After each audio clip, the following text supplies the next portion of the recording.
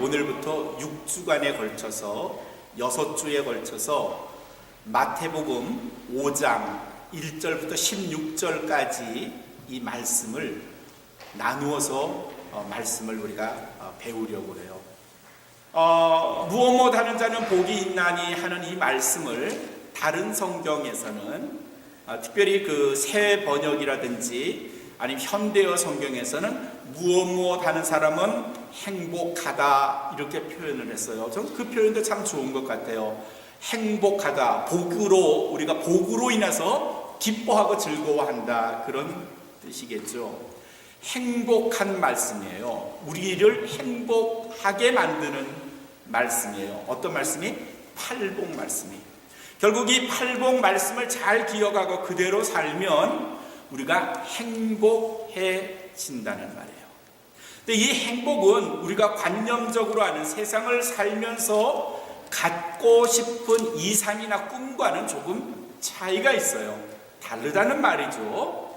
열심히 공부하고 무언가 자격증을 얻고 어느 좋은 회사에 가서 얻으려고 하는 우리 인생의 목표, 그로 인해서 얻게 되는 행복과 성경이 우리에게 주는 이렇게 하면 여러분은 행복할 겁니다 라고 하는 성경에서의 행복은 조금 차이가 있어요.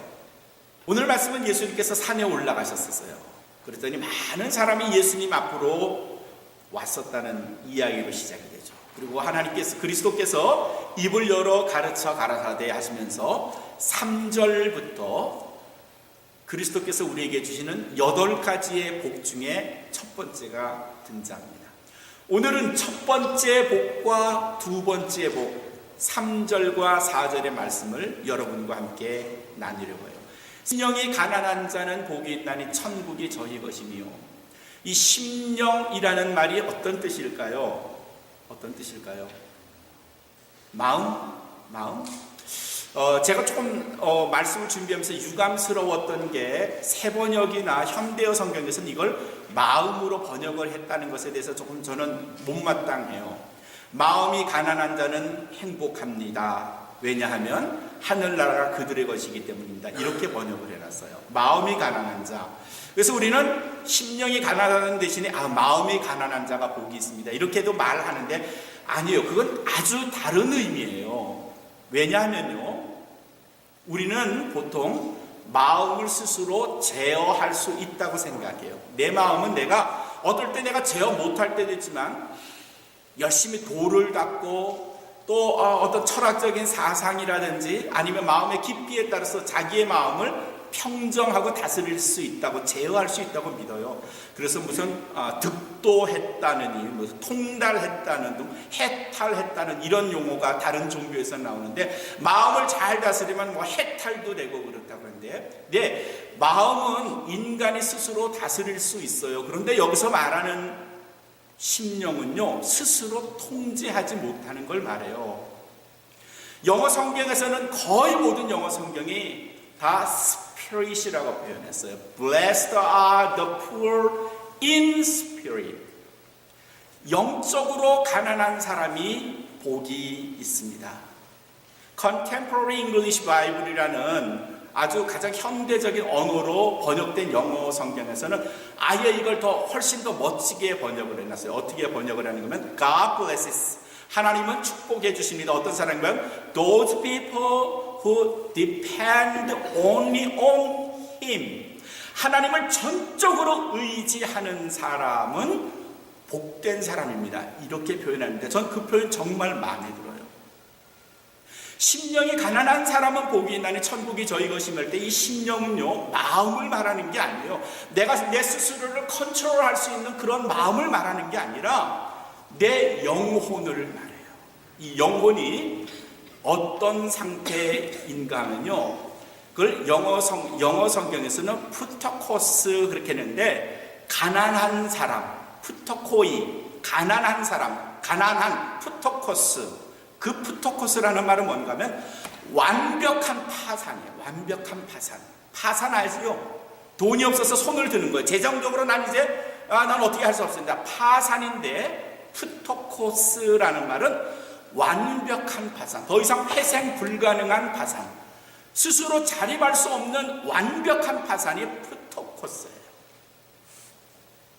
그 말은요, 자기 혼자의 힘으로는 스스로를 어떻게 할 수 없는 상태까지 빠진 가난함. 무엇으로? 영적으로. 그 말을 다른 말로 하면 내 영혼은 도저히 내 힘으로는 어떻게 할 수 없습니다. 난 누군가의 도움이 필요합니다. 주님, 당신 밖에는 내게 도움을 주실 분이 안 계시는군요. 이걸 인정하는 거예요. 인정하는 거예요. 내 영혼의 문제를 나는 도저히 해결할 수가 없습니다. 그러니 하나님, 내 문제, 내 영혼의 문제를 해결해 주세요 라고 하나님께 의탁하고 의지하는 겁니다. Depend only on Him. 오직 하나님만을 의지하는 상태가 심령이 가난한 거예요. 마음이 가난한 게 아니에요. 뭐 어느 대통령이 나는 마음을 비웠고 뭐 어쩌고 저쩌고 그렇게 말하는데 그런 상태가 아니에요. 겸손하거나 아니면 뭐 다른 사람에게 자비를 베푼다거나 아니면 험불하게 산다거나 그런 뜻의 마음이 가난한 게 아니고요. 이건 영적으로 완벽하게 나락으로 떨어진 상태. 나는 내 힘으로 도저히 내 영혼을 어떻게 할 수 없습니다. 주님, 당신 외에는 내 영혼을 구할 자가 없습니다 라고 인정하는 상태가 심령이 가난한 거예요.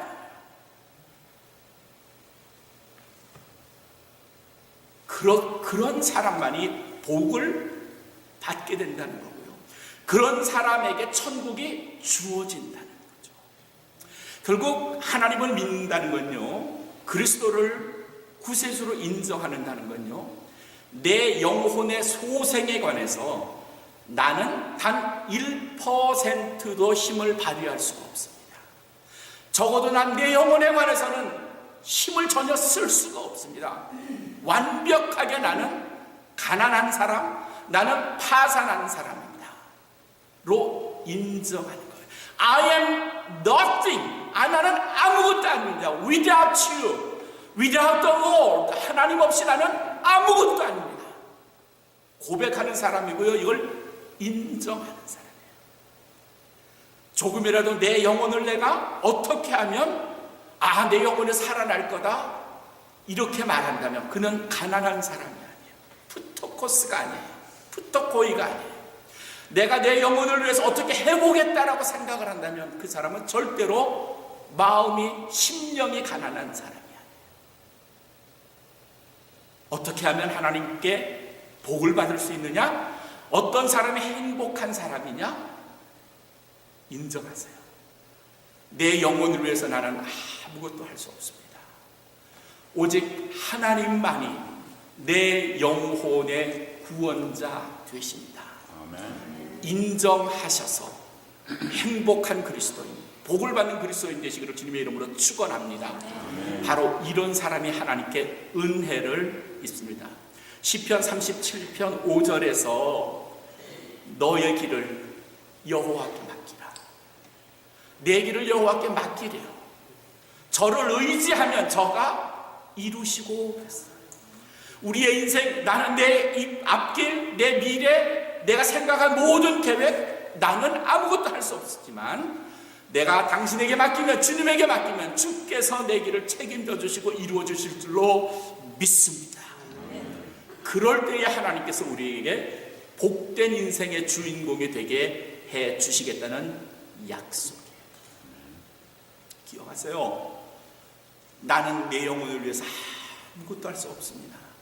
내 마음은 내가 어떻게 할 수 있고 운동에서 내 체력은 내가 어떻게 할 수 있겠지만 적어도 내 영혼에 관해서는 나는 아무것도 할 수 없습니다. 그러니 오직 주님만 의지하는 거다. 그 말씀이 뭔가 하면 심령이 가난한 자. 이 심령이 가난한 자에게 주어지는 복이 뭔가 하면 천국이 어떻다? 저희 것이니 그랬어. 천국이 바로 그 사람, 심령이 가난한 사람의 것이래요. 천국이 가난한 사람에게 주어진다는 말은요, 우리의 영혼을 주께 맡기면 주께서 우리의 영혼을 하늘나라로, 하나님의 나라로, 천국으로 인도해 주신다는 말씀이에요. 아멘. 뿐만 아니라 이 땅에 사는 동안에도 우리가 이 땅에 발을 붙이며 숨을 쉬는 동안은 하나님의 통치가, 하나님의 섭리가, 하나님의 인도하심이 우리와 항상 함께 하신다는 약속의 말씀인 줄로 믿으시기 바랍니다. 내 영혼을 주께 맡깁니다. 나의 삶을 주께 맡깁니다. 그렇습니다. 나는 오직 하나님께 맡겨진 사람입니다. 이렇게 살면 하나님께서 우리의 인생을 책임지시고 우리가 하나님 나라에 갈 때에도 아들아 딸아 내가 너를 기다렸다. 우리를 맞아 주신다는 말씀. 누가 심령이 가난한 자냐? 우리의 영혼을 전적으로 하나님께 의탁하고 맡기는 사람이라고 했어요. 이제까지 여러분이 그런 마음을 가지고 사셨으면 여러분은 복된 사람입니다. 그러나 아직까지도 내 운명, 내 미래, 내 영혼을 내가 어떻게 할 수 있다고 생각해서 완벽하게 완전하게 하나님께 맡기지 못하면서 지금까지 사셨다면 부탁합니다. 그분에게 맡기세요. 그분이 우리를 통치하시고 우리를 인도하시고 섭리하실 뿐만 아니라 우리의 영혼까지도 책임져 주신다는 말씀. 이어지는 4절 말씀에서 두 번째 복을 우리 주님께서 우리에게 말씀하셨어요. 애통하는 자는 복이 있나니 저희가 위로를 받을 것이며. 애통한다는 말이 뭘까요? 슬퍼하는 거예요. 슬퍼하는 거예요. 눈물을 흘릴 때가 많아요. 어떤 때 눈물을 흘리나요? 어떤 때 눈물을 흘리죠? 슬플 때, 또 기쁠 때도, 또 속상할 때도 눈물. 장모님이 속상할 때도 눈물 나시는 거예요. 그렇죠. 속상할 때, 억울하고 그럴 때 눈물 나요. 맞아요. 양파 깔 때도 눈물 나고요. 하품할 때도 눈물 나고요. 그래서 애통해가지고 눈물을 많이 흘리면 그 사람이 복되대요. 그러면 대체적으로 여자는 남자보다 더 복된 거예요. 그렇죠? 아멘. 여자는 눈물을 잘 흘려요. 울 때 눈물 속에는 리소자임이라는 항생 물질이 들어있대요. 그 리소자임은 UCLA 화학과 교수가 실험한 거예요. 3시간 동안 세균이 리소자임에 있다면 그 리소자임이라는 항생 물질이 99.9%의 세균을 죽인대요. 그러니까 눈물의 위력이 대단한 거예요. 그렇죠? 눈물이 아주 굉장히 대단한 거예요. 근데 이 눈물에는 이런 항생 물질이 있는 것뿐만 아니라 로이소닌 펠라친이라고 하는 물질이 또 들어가 있어요. 이 로이소닌 펠라친이라는 물질은 뭔가 하면요, 리소자임은 항생 물질인데 반해서 로이소닌 펠라친이라는 물질은 아직까지 그 물질이 무엇인지에 관해서 확실하게 규명하지는 못했지만 어떤 차이가 있는가 하면 아파나 양파를 까서 울거나 할 때 이럴 때에 흘리는 눈물에는 리소자임이라는 건 있어요. 항생 물질은 있는데 거기에는 다른 물질, 로이소닌 펠라친이라는 물질은 없대요. 이 로이소닌 펠라친은 어떤 때 나오는가 하면 슬플 때, 감정을 인해서 막 북받칠 때, 이럴 때는 이 로이소닌 펠라친이라는 물질이 나온대요. 그러니까 같은 눈물이라도 아파서 흘리는 눈물의 물질과 슬퍼서 흘릴 때 눈물에서 들어가 있는 물질이 다르대요. 애통한다 하는 건요, 슬프다는 거예요. 슬프다는 거예요. 그런데 그냥 슬픈 게 아니고요, 이 애통하다 하는 말 안에는 어떤 내용이 들어가 있는가 하면 거의 죽을 것 같은 고통이 포함된 애통함이에요. 우리가 애통하다 할 때 4절에서 애통하는 자는 복이 있다 할 때의 애통함은요, 내가 죽을 것 같아서예요. 그럼 왜 죽을 것 같은가 하면요, 내 죄로 인한 문제로, 내가 하나님 앞에서 지은 죄 때문에 내가 죽을 것 같은데 내가 주님의 은혜 아니면 도저히 내 이 죽음을 피할 길이 없으니 내가 주님 앞에서 눈물을 쏟으며 회개합니다. 통회하는 마음을 갖는 것을 뭐라고 말하는 거면 애통하다. 왕이 큰 죄를 저질렀어요. 하나님 앞에서나 사람 앞에서나 엄청난 죄를 저질렀는데 남의 여자 밧세바를 자기의 아내로 삼고 그 남편을 전쟁에 보내 죽게 만들었어요. 하나님이 이걸 진노하셔가지고 엄청나게 다윗을 꾸짖으셨어요. 그랬더니 다윗이 자기의 잘못을 비로소 알고 하나님의 은혜가 아니면 내가 죽습니다 라고 통회하면서 흘린 눈물과 기도가 시편 6편인데 그 6절에 뭐라고 되는가 하면 밤마다 내 눈물로 내 침상을 적시며 내 요를 적시나이다 했어요. 밤마다 내 흘리는 통회의 눈물, 내 애통하는 눈물로 내 침상을 띄우고, 침대가 눈물에 둥둥 뜬대요. 내 요를, 내 이불을 적시나이다. 얼마나 하나님 앞에 하나님 은혜하는 내가 죽습니다, 내가 죽겠나이다 라고 하나님 앞에서 고백했으면 다윗이 이렇게 하나님께 기도했을까요? 이 기도가 바로 통회, 애통함이에요. 우리가 잘못 참 많이 해요. 실수를 많이 해요. 네, 요즘엔 참 잘못했다고 인정하는 사람들이 참 적어요. 정치인들이나 어떤 사람들, 우리 동네에서도 교회에서도 때로는 보면요, 자기가 잘못은 저질러놓고 최 집사님이 그랬으니까 내가 그랬던 거지, 저 사람한테 뭐라고, 저 사람이 잘못한 거야, 내가 뭘 잘못해서 저 사람이 나한테 그랬으니까 내가 했던 거지. 잘못 인정 잘 안 해요. 그리고 끊임없이 자기의 잘못을 다른 사람한테 전가시키는 일에만 급해요. 애통한다고요? 천만에요. 애통하기는 그냥 계속해서 다른 사람에게 책임을 전가시키는 우리의 이 못된 생활의 버릇. 성경은 뭐라고 하는가 하면요, 그렇게 하지 말고 내 잘못을 인정해. 내가 얼마나 하나님 앞에 큰 죄를 저질렀는지, 내 죄가 얼마나 잘못된 건지를 인정해. 그래야 너는 복된 자고 애통하는 자는 복이 있나니 저가 어떻게 한다? 위로를 받을 것이며 그랬어요. 우리 기도는 많이 해요. 근데 통회하는 기도, 잘못을 인정하는 기도 잘해요? 주님, 제가 어저께요, 제가 최 집사님한테서 제가 20불을 받았는데 아직 돌려주지 않았거든요. 제발 저 잊어버리게 해주세요. 이런 기도는 해요.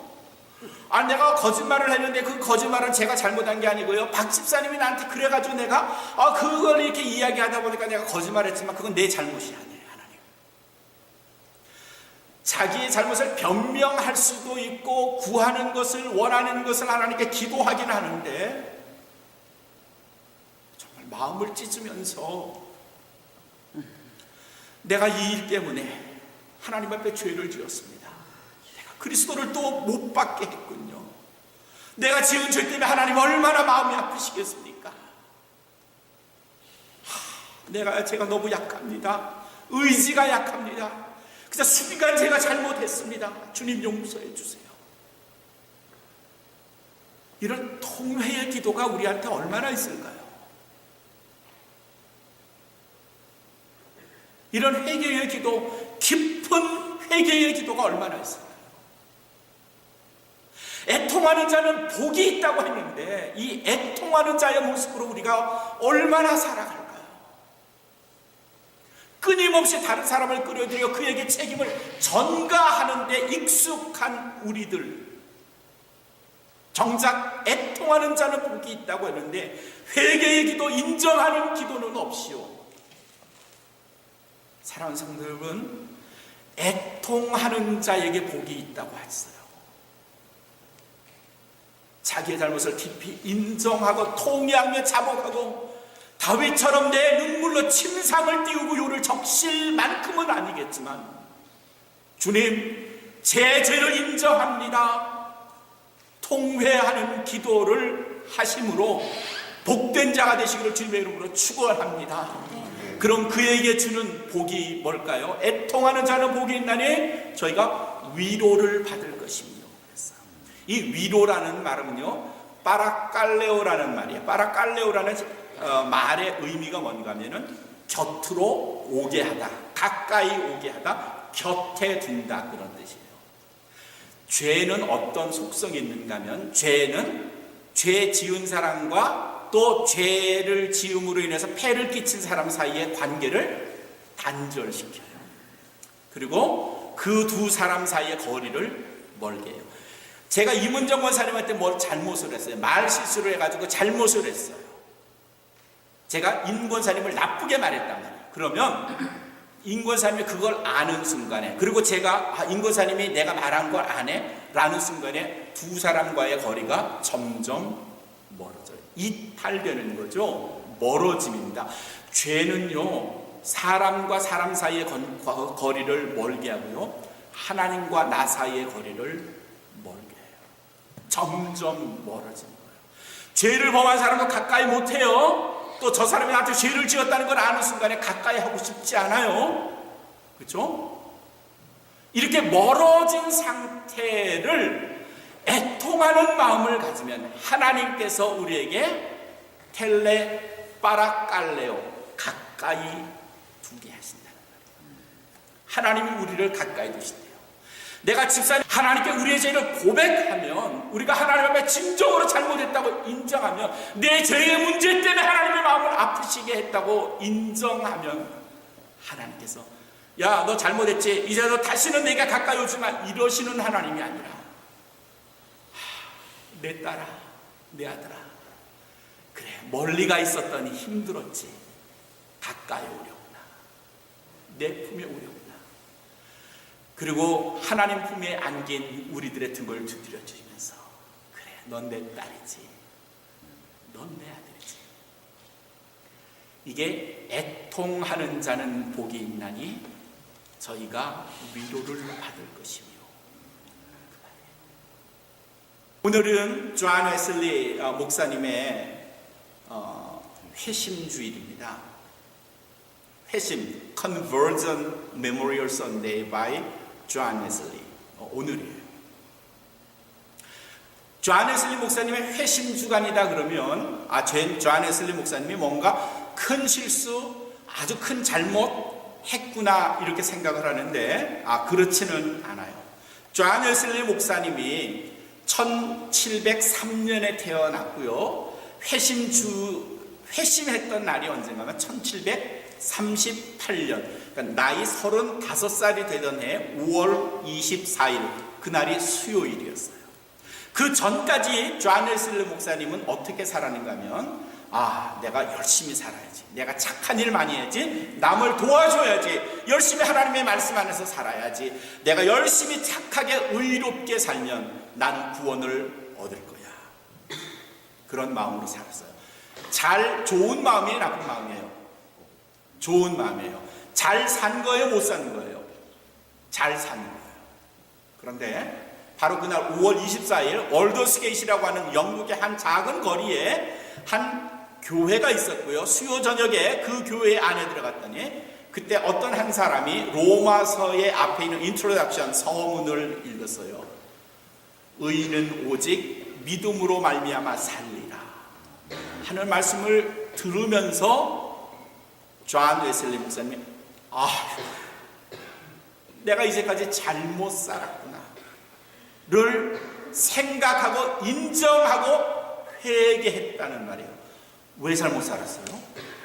착하게 살았고 거짓말 안 하고 의롭게 살았는데 왜 존 웨슬리 목사님이 잘못 살았다고 생각했을까요? 고백했을까요? 이유가 뭐죠? 문근사님, 존 웨슬리 목사님이 왜 잘못 살았다고 생각했을까요? 네, 잘못 살았어요. 적어도 사람으로서는 옳게 살았지만 크리스찬으로서는 잘못 살았어요. 왜 잘못 살았는가? 이겁니다. 우리가 착하게 살아야 돼요. 여러분들 착하게 살아야 돼요. 거짓말하지 말고 진실하게 살아야 돼요.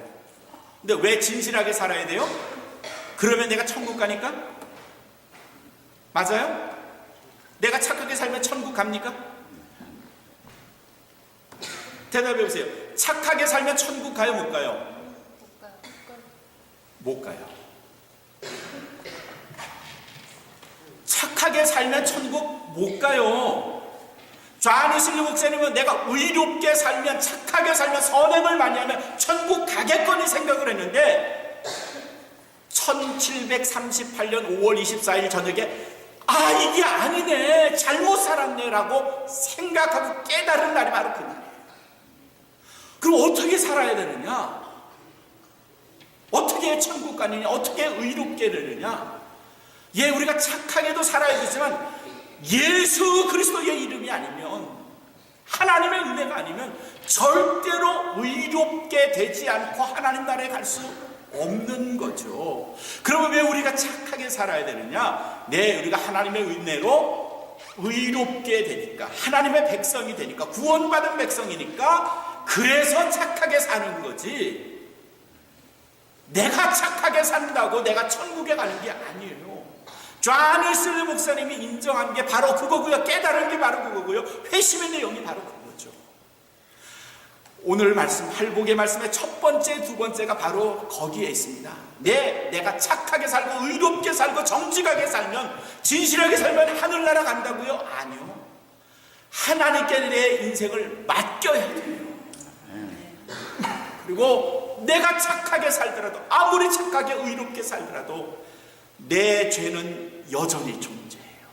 아무리 착하게 살고 아무리 의롭게 살고 진실하게 살려도 여전히 내게는 죄가 있어요. 해결하지 못하는 내 죄를 인정하는 거예요. 그게 애통하는 거예요. 존 웨슬리 목사님의 회심 기념일을 맞아서 혹이라도 내가 착하게 살면, 내가 의롭게 살면 하늘나라의 문제가 해결될 거라고 생각하지 마세요. 하늘나라의 문제는 하나님 외에는 해결하실 수 있는 방법이 없다는 게 오늘 우리에게 주시는 말씀입니다. 심령이 가난한 자, 애통하는 자가 복이 있고요, 그가 천국을 누릴 것이고 하나님께서 그를 가깝게 오게 하시며 위로를 하신다는 오늘 이 팔복 첫 번째, 두 번째 말씀을 기억하시면서 나는 구원받은 백성이기에 진실하게 세상을 산다 자랑하시는 팔복의 말씀의 소유자, 하나님의 말씀 안에서 거하시는 여기 모인 우리 온 마음 교회 성도가 되시고 주님의 이름으로 축원합니다.